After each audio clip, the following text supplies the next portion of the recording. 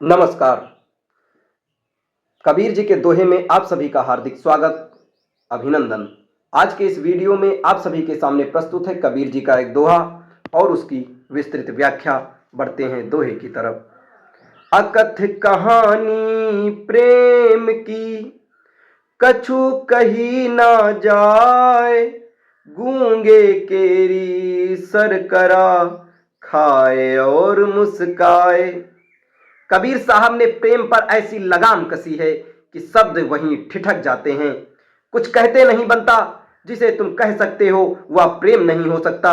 परमात्मा के प्रति हमारे हृदय में अगाध प्रेम है, किंतु उस प्रेम को व्यक्त करें तो कैसे करें? जिस प्रेम को स्वयं कबीर साहब शब्दों में बांध ना सके, उसे हम भला भाषा में कैसे उतार सकते हैं? सत्य और प्रेम के साथ एक बड़ी समस्या है। जैसे ही उन्हें बोला जाता है वे झूठ हो जाते हैं। भाषा छोटी पड़ जाती है क्योंकि वह असीम है। शब्द किनारे पर खड़े रह जाते हैं, लगाम यहीं कस जाती है। सोचो, फूल कभी विज्ञापन नहीं करता, मैं सुगंधित हूं, बस वह हमेशा महकता रहता है। दीपक कभी घोषणा नहीं करता, मैं प्रकाश हूं, वह बस जलता रहता है। इसी तरह प्रेम भी बस प्रकट होता है तुम्हारी आंखों में, तुम्हारी मुस्कान में, तुम्हारे अस्तित्व में। इसीलिए साहब कबीर कहते हैं, अकथ कहानी प्रेम की।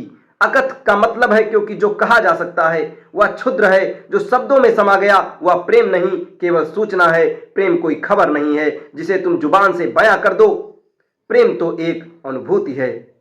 जब प्रेम होता है ना, तब उसे कहने वाला नहीं बचता। कहने वाला अहंकार है और प्रेम में अहंकार पिघल जाता है। जब तक मैं है तब तक जो कुछ है वह सौदा है, समझौता है, राजनीति है, अपेक्षा है, भय है।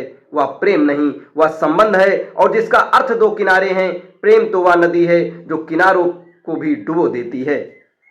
संबंध दो लोगों के बीच होता है, प्रेम दो को मिटा देता है। प्रेम कोई कृत्य नहीं है जिसे तुम करते हो, प्रेम एक घटना है जिसमें तुम मिट जाते हो।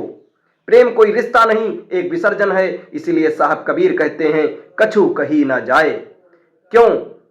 क्योंकि कहने के लिए दो चाहिए, एक बोलने वाला, एक सुनने वाला। प्रेम तो बोलने वाला ही उदा हो जाता है। अब कहेगा कौन? जो कहने वाला था वह प्रेम की अग्नि में जलकर राख हो गया। प्रेम कहने सुनने का विषय नहीं, मौन की अनुभूति है। शब्द हमेशा बाहर के लिए होते हैं, प्रेम आपके भीतर घटता है। इसलिए प्रेम की कथा अकथ है, क्योंकि जहां प्रेम है वहां भाषा नहीं, मौन बोलता है। इसलिए साहब कबीर कहते हैं, गूंगे केरी सर करा, खाए और मुस्काए। अगर एक गूंगे व्यक्ति को अमृत जैसी मिठाई खिला दी जाए तो वह क्या कहेगा? वह बोल नहीं सकता, वह तर्क नहीं दे सकता, वह व्याख्या नहीं कर सकता, वह बस मुस्कुराएगा। उसकी आंखों में एक चमक होगी, उसके अस्तित्व में एक नाच होगा। जिसने प्रेम का स्वाद चख लिया वह समझाने का कोई कोशिश नहीं करता, वह बस बदल जाता है। उसकी आंखों में शांति आ जाती है, उसकी मुस्कान में कारण नहीं होता।